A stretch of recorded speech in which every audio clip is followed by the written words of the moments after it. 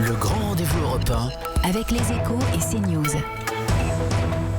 Et on retrouve Marine Le Pen, présidente du Rassemblement national, qui donc nous expose sa vision de la réforme des retraites et la raison pour laquelle elle soutient les grévistes. Mais tout d'abord, on écoute, on regarde.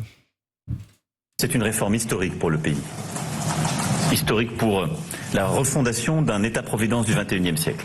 Cette réforme, c'est une réforme de refondation avant toute chose. C'est une réforme de transformation de notre système et qui va donner, je dirais, sa pleine force dans le temps. Elle n'est donc pas, je dirais, avant toute chose budgétaire. Les négociations continuent, Marine Le Pen, entre les syndicats et le gouvernement. Édouard Philippe convoque à Matignon la semaine prochaine les syndicats réformistes. Est-ce que c'est une bonne méthode? Est-ce que finalement, c'est comme ça qu'on va réussir à sortir de ce conflit? C'est quand même étonnant d'arriver à aligner autant de mensonges en l'espace d'un temps si court, quand même. Faut quand même le dire. Oui, c'est une réforme en effet historique, puisque... Alors allez-y, vous lui répondez. Puisqu'elle effondre totalement notre système de protection sociale. Dans un des aspects dont nous étions les plus fiers, il faut le dire, qui faisait d'ailleurs que la France était jalousée dans le monde entier, qui était notre système de retraite et qui nous a permis de faire échapper, pas tous les retraités, hélas.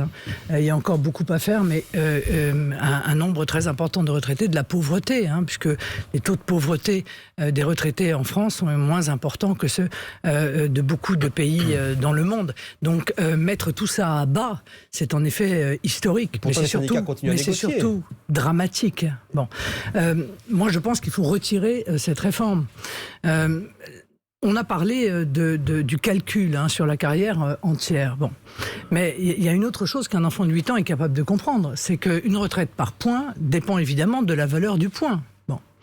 Et que pour l'instant, le moins qu'on puisse dire, c'est qu'aucune garantie n'a été donnée par le gouvernement sur la valeur du point. Une règle d'or a été annoncée selon laquelle il n'y aurait pas de changement donc fixé par la loi de cette valeur du point. Ça a été annoncé. Ah oui, mais laquelle valeur du point, monsieur Darmon? La valeur d'achat du point ou la valeur de liquidation du point? Parce qu'il y a une autre manière de faire baisser les retraites, c'est augmenter la valeur d'achat du point. Et par conséquent, vous avez moins de points et donc vous avez moins de retraites. Deuxièmement, permettez-moi de vous dire que ce qui est inscrit dans la loi, nous avons été bien placés pour le savoir, nous autres Français, peut changer. Les retraites étaient indexées sur l'inflation, on voit qu'elles ne le sont plus. Et j'ai toute une série comme ça d'autres exemples.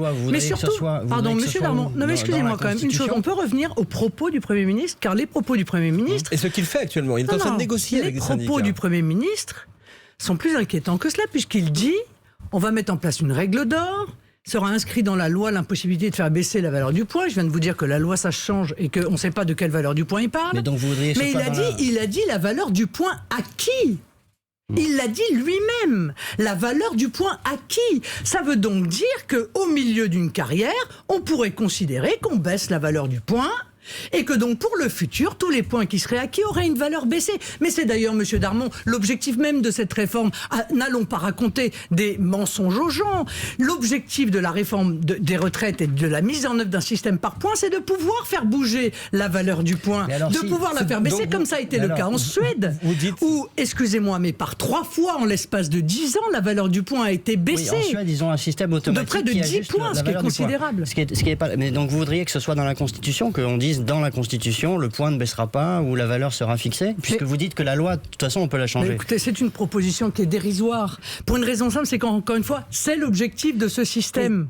De la même manière que cet âge pivot dont on nous a parlé et dont on fait en quelque sorte le centre de la négociation. Justement. Alors qu'en réalité, ça n'est pas l'élément, comme je vous l'ai expliqué, le plus important. Le plus important, c'est les annuités qui vont être réclamées pour avoir une retraite pleine.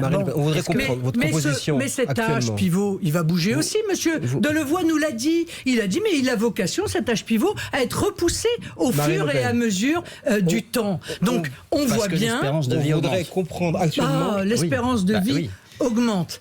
Mais, permettez-moi, mais notre système de retraite, il est par répartition. Donc si on pouvait revenir tout de même aux fondamentaux. Les fondamentaux, mais je voudrais vous entendre sur la négociation qui va se passer. Les fondamentaux de notre système de retraite, c'est qu'il faut des emplois et c'est qu'il faut des enfants. Ça veut dire qu'il faut mettre en place une politique de natalité, ce qui est exactement l'inverse de ce qui a été fait sous François Hollande, conseillé à l'époque par Emmanuel Macron, qui a baissé les allocations familiales, baissé le quotient familial, etc., etc. Et surtout, il faut rompre avec un modèle économique de libre-échange et de concurrence déloyale, de délocalisation à tout va, qui fait que nous ne cessons de perdre, et notamment, nous ne cessons de perdre des emplois Sur le industriels. principe de la négociation, la question que je vous ai posée sur la négociation, qu'elle se poursuive, qu'elle continue la semaine prochaine avec ces syndicats réformistes, c'est une bonne chose pour vous ou pas? Mais c'est quoi un syndicat réformiste? La Excusez-moi. CFDT, C'est Laurent l'UNSA, Berger qui alors- dit je ne veux pas bloquer le pays, alors, je vais je vous ne dire suis une pas chose. contre la Alors, je réforme vais vous et dire contre le une chose. projet. Moi, je ne suis pas dupe de la manœuvre.